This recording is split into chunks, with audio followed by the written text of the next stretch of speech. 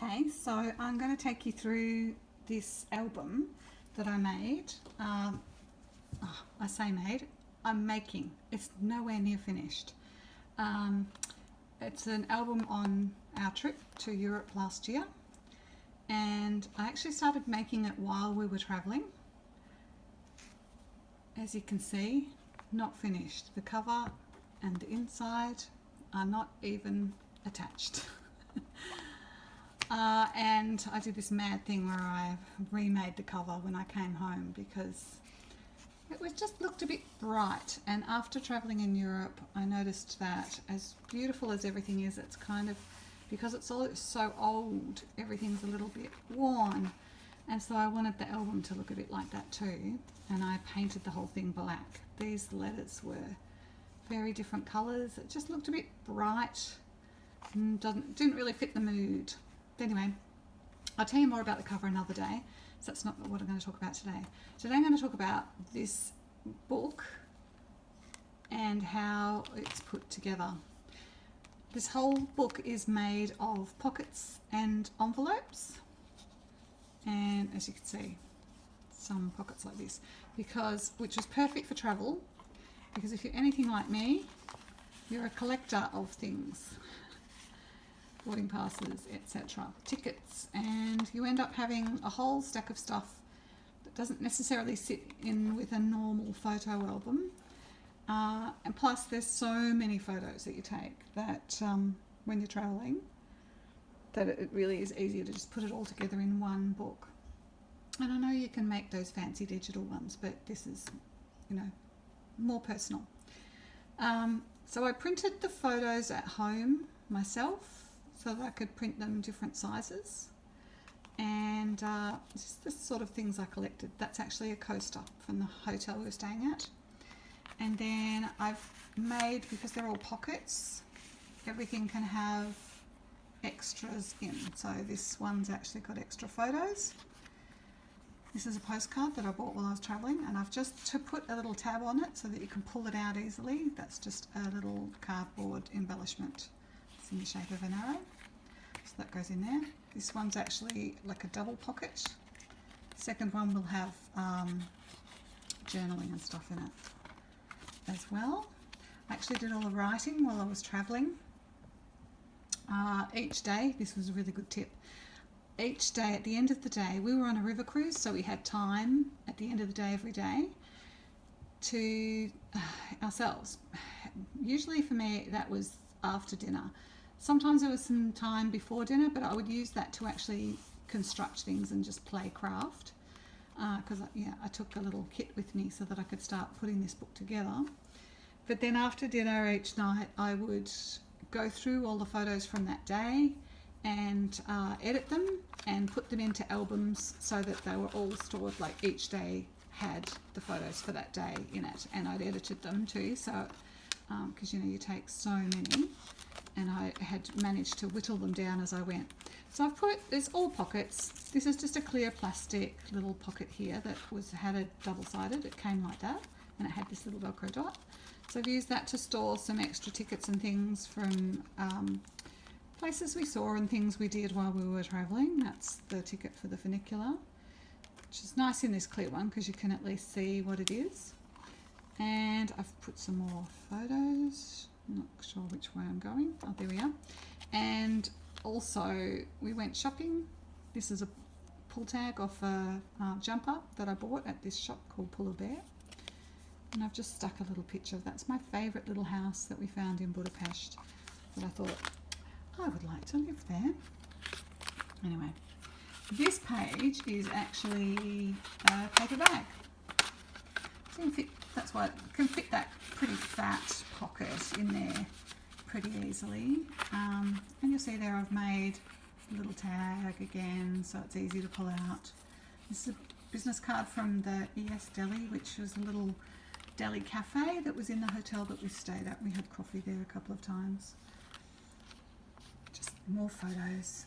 You can see this album, this type of book, is not for perfectionists. So I'm just going to move it across a bit. Because it really is kind of thrown together. You can see things like this. That's the back of the paper bag there. And this type of page here, that's actually one page, but because I've hinged another one, so they're joined together here, so you get extra out of that one. And there's another little pocket ready for some journaling on the back of that one.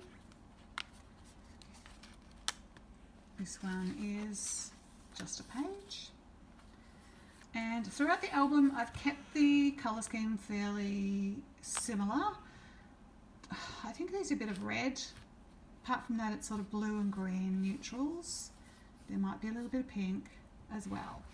But yeah, the colours aren't too great. And I haven't used a lot of embellishments because I really wanted it to be about the photos more than anything. This page isn't a pocket, it's just a page. But, you know, you can have a bit of fun making different edges, because the other thing with this type of album is that you'll see the pages don't line up. They're all different sizes, and when you construct one in this way, which I'll show you in a few days, like how to make one, how to make these inside pages, because when you make things this way, you can add any shape or size page to it. You're not limited to having to have everything the same. So there's little pockets with tickets and things for places that we went to, and they relate to, the good thing about having the pockets all the way through the album is that those things relate to that place. Like you can keep it together without the whole thing being completely bulky. So things like that's the envelope, and I've cut the actual flap part. See, that's my hand being a flap. I've cut that off, and then I've cut this notch out, which was really actually tricky to do.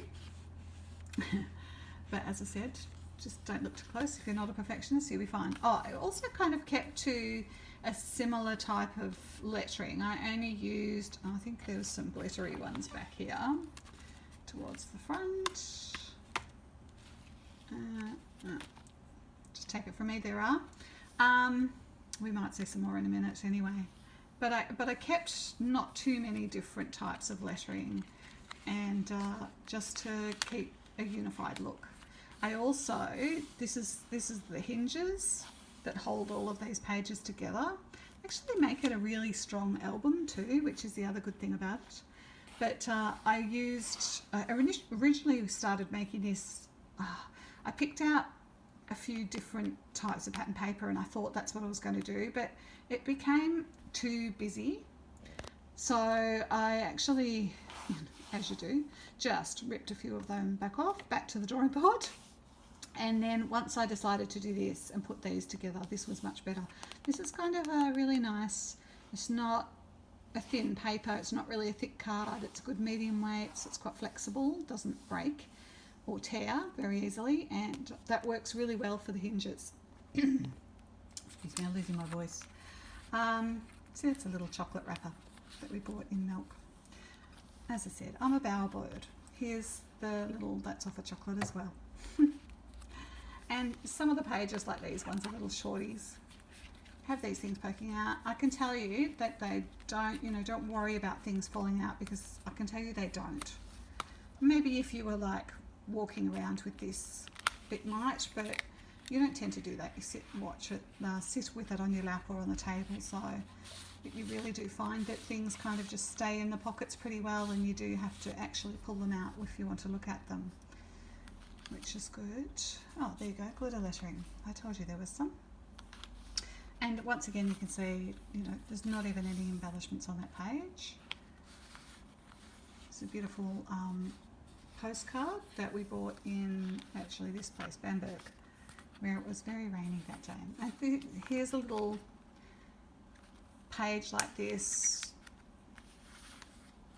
Just, a bit of fun, something a bit different. Those two are hinged together like that. They don't have this part in the middle.